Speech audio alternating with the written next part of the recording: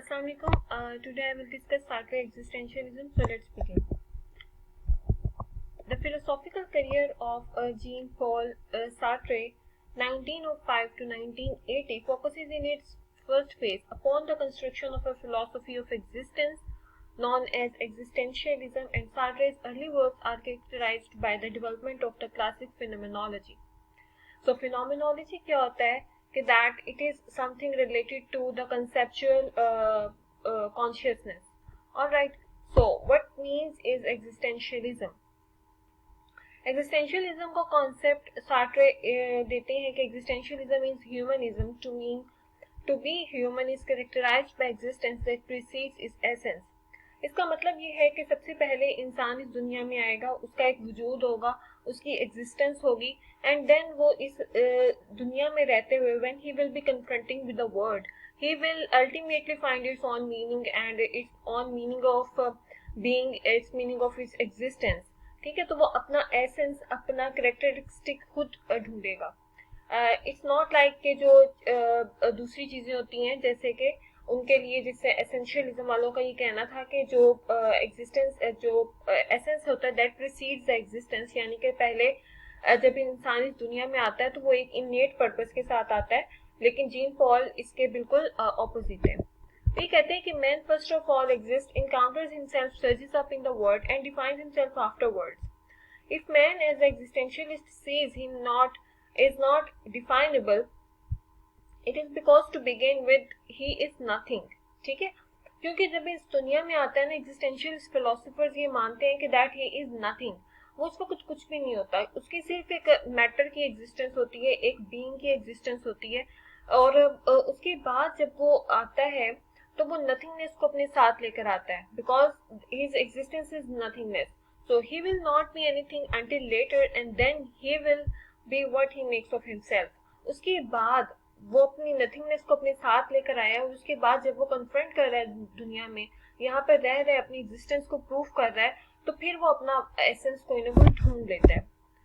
Being and nothingness में उन्होंने ये कॉन्सेप्ट क्लियर किए हैं कि Sartre introduces being and nothingness, his single greatest articulation of his existentialist philosophy, as an essay in the phenomenological ontology. Ontology, ये phenomenological ontology means it's basically the study of consciousness of being. Ontology means होता है कि the study of being, and phenomenology का मतलब होता है relating to consciousness. So सबसे पहले he begins with the rejection of the Kant's concept of noumena.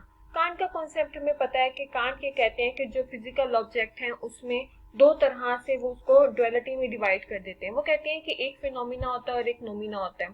Phenomena किसी भी ऑब्जेक्ट की एक मेयर अपीयरेंस होती है, जो कि जिसके जरिए से हम ऑब्जेक्ट को जानते हैं, और नोमिना वो थिंग्स इन देमसेल्व्स होती है जो कि हिडन होती है, वो इंसान नहीं जान सकता. ठीक है, इसके लिए कांट ये कहते हैं कि we can never have a absolute knowledge. लेकिन सार्ट्रे ये कहते हैं कि हमारा जो फिनोमिना होता है ना, that is only the reality. ठीक है, तो अगर इंसान कुछ देखता है, it is exactly what it is. ठीक है, कि जो भी वो चीज के बारे में जान रहे हैं वो चीज एग्जैक्टली वही है. और नोमिना के बारे में सार्ट्रे ये कहते हैं कि it doesn't exist at all. ठीक है, तो द डिस्टिंक्शन फिर अब जो डुअलिटी जिसके ऊपर सार्ट्रे बात करते हैं वो है कि the distinction between unconscious being, जिसको वो कहते हैं बीइंग इन इटसेल्फ, ठीक है, and conscious being, that is being for itself. अच्छा, अब इन दोनों में फर्क क्या है? अनकॉन्शियस बीइंग क्या होता है कि फॉर एग्जांपल एक रॉक है, या फिर एक ट्री है, या फिर एनिमल्स हैं, ये सब चीजें अनकॉन्शियस बीइंग है. They can never have the ability to recognise themselves. ठीक है, देयर ओन कॉन्शियस बीइंग, वो अपने आप को रिकॉग्नाइज नहीं कर सकते, उनका ऐसा कोई पर्पस नहीं है इस दुनिया में आने का. एक रॉक है, अगर वो रॉक पड़ी हुई है, 1000 साल भी पड़ी रहे तो वो उसी जगह पे वैसे ही पड़ी रहेगी, उसका कोई पर्पस नहीं है. ठीक है, लेकिन जो इंसान है ना, वो कहते हैं इंसान इज बीइंग फॉर इटसेल्फ है, वो ही कॉन्शियस बीइंग है. वो इस दुनिया में आया है तो उसको अपना एक पर्पस ढूंढना होगा. ठीक है, अपनी एग्जिस्टेंस को प्रूव करना होगा.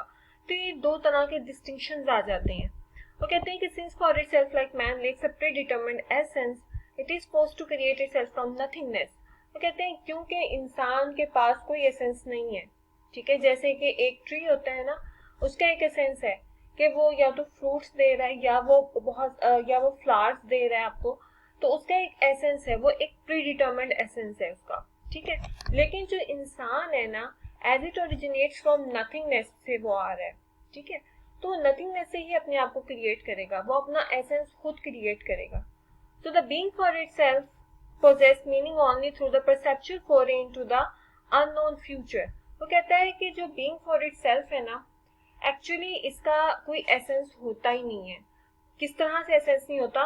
वो कहता है कि if you are talking about a teacher, ठीक है, अगर वो फॉर नाउ एक इंसान जो है वो टीचर है, you can not say that for the other moment he would be our teacher.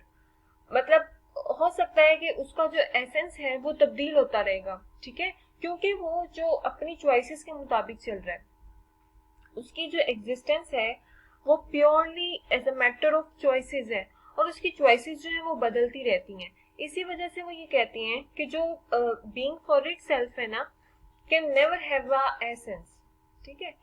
वो एक अनसर्टेनिटी की सिचुएशन में रहता है हमेशा, क्योंकि फ्यूचर में तब्दीलियां आ रही होती हैं, और उस तब्दीलियों के साथ ही उसको इंसान को खुद को एडजस्ट करना पड़ता है, ठीक है। So he interpret his past and force his future itself in a series of choices.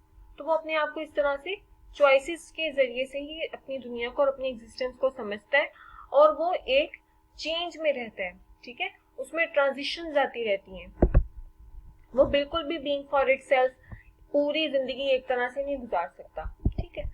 So Sartre explains that as a conscious being, the for itself recognizes what it is not। अब वो ये कहते हैं कि एक conscious being के तौर पे हम अपने आप को पहचानते कैसे हैं। वो जो फॉर इटसेल्फ है वो अपने आप को पहचानता कैसे है? वो ये नहीं जानता कि वो क्या है, बल्कि वो ये जान सकता है कि वो क्या नहीं है, ठीक है। वो कहते हैं कि सार्ट्रे ये कहते हैं कि फॉर बीइंग इटसेल्फ वो अपने आप को सिर्फ इस तरह से समझेगा कि वो बीइंग इन इटसेल्फ नहीं है, यानी कि वो अनकॉन्शियस बीइंग नहीं है, वो एक कॉन्शियस बीइंग है। लेकिन एग्जैक्टली वो क्या है वो इस बारे में नहीं जान सकता। For itself is the being through which nothingness and lake enters the world, and consequently the for itself is itself a lake। वो कहती हैं कि जो for itself है ना, अच्छा बीइंग के बारे में थोड़ी सी बात कर लेते हैं। यहाँ पे बीइंग का कॉन्सेप्ट ये है कि being is just a matter, ठीक है। अब एक मैटर जब दुनिया में आता है ना, उसको वो कॉन्शियसनेस अपने साथ लेकर आ रहा है, ठीक है। अगर वो एक ह्यूमन बीइंग है तो वो अपनी कॉन्शियसनेस को साथ लेकर आ रहा है। अब क्योंकि उसका कोई एसेंस नहीं है अभी तक, तो वो नथिंगनेस है, ठीक है। अब वो एक नथिंगनेस में जब अपने साथ इस दुनिया में नथिंगनेस को लेकर आता है, और फिर देखा जाए तो वो जो फॉर इटसेल्फ है वो इनडिफाइनेबल भी है, ठीक है। आप उसको डिफाइन नहीं कर सकते बिकॉज उसका कोई एसेंस ही नहीं है। इसका मतलब ये हुआ कि वो जो फॉर इटसेल्फ है वो इटसेल्फ भी एक लेक है, ठीक है, उसमें एक कमी है, उसी कमी को वो इस दुनिया में आके पूरी करने की कोशिश करता है। So the being for itself sees and intuits the world through what it is not, through what is not present। In this way, for being itself जो है already wholly free and also possess the power of imagination, ठीक है। अब इससे ये अंदाजा होता है क्योंकि उसका एसेंस है और उसका एसेंस अपना खुद ढूंढना है, तो वो इस दुनिया में आता है, वो इंट्यूट करता है, वो चीजों को समझता है, ठीक है। तो वो होली फ्री है और have a power of imagination है, जो कि बीइंग इन इटसेल्फ के पास नहीं है। अब ये कहते हैं कि हमेशा एक ना बीइंग फॉर इटसेल्फ की ये कोशिश होती है कि वो बीइंग इन इटसेल्फ बन जाए, यानी कि वो अपने आप को कंप्लीट और क्रिएट करना चाहता है बीइंग इन इटसेल्फ की तरह। लेकिन वो कहते हैं कि ये जो डिस्टिंक्शन है दोनों के दरमियान में, that is irreconcilable. Being for itself में और बीइंग इन इटसेल्फ में एक डिस्टिंक्शन पाई जाती है, और ये दोनों इररिकंसाइलेबल हैं। ये दोनों वो जो बीइंग है ना, वो इन दोनों को एक साथ रिकंसाइल नहीं कर सकता, वो इन दोनों को एक साथ समझ ही नहीं सकता। इसका मतलब ये है कि एक जो कॉन्शियस बीइंग है, यानी कि जो फॉर इटसेल्फ है, can never never ever be in itself. वो कभी भी इन इटसेल्फ नहीं हो सकता, वो कभी भी उतना कंप्लीट और उतना कंक्रीट नहीं हो सकता जितना कि बीइंग इन इटसेल्फ होता है, ठीक है। सो अब वो कहता है कि जो बीइंग इन इटसेल्फ है वो अपने आप को अब ये कहते हैं कि जो बीइंग फॉर इटसेल्फ है वो अपने आप को किस तरह से पहचानता है। As a human being can become aware of ourselves when confronted with the gaze of another. वो कहते हैं कि जब हम दूसरे बीइंग को देखते हैं कि वो हमें देख रहे हैं ना, तब हम अपनी एग्जिस्टेंस को पहचानते हैं। किस तरह से पहचानते हैं? अगर अगर एक हाउस बिल्डर है, ठीक है, और कोई मैं एक हाउस बिल्डर हूँ और कोई दूसरा मुझे रिकॉग्नाइज करता है, वो मुझे देखता है और मुझे रिकॉग्नाइज करता है एज अ हाउस बिल्डर, तो मुझे ये लगता है कि शायद यही मेरा एसेंस है और मैं अपने आप को ये मानने लग जाऊंगी कि मैं बीइंग इन इटसेल्फ हो गई हूँ। ठीक है, मैं वो कंप्लीट और कंक्रीट बीइंग हो गई हूँ और मैं अपने आप को दूसरों के देखने से पहचान रही हूँ। ठीक है, जबकि ऐसा होता नहीं है। एक्चुअली में ये सिर्फ एक सेल्फ डिसेप्शन रह जाती है कि जो बीइंग फॉर इटसेल्फ है वो अपने आप को कंप्लीट और कंक्रीट मान लेता है एज बीइंग इन इटसेल्फ की तरह, लेकिन वो कहते हैं सिर्फ एक सेल्फ डिसेप्शन है, क्योंकि वो कभी भी कंप्लीट नहीं हो सकता। वो एक जर्नी है जिसमें वो हमेशा रहेगा। ठीक है, वो जैसे कि सार्ट्रे जब कंक्लूडिंग रिमार्क्स देते हैं ना, तो वो ये कहते हैं कि I am nothingness, a lake, dehumanized by others and deceived even by myself. ठीक है, and yet as Sartre continually emphasizes, I am free, I am transcendent, I am consciousness and I make the world.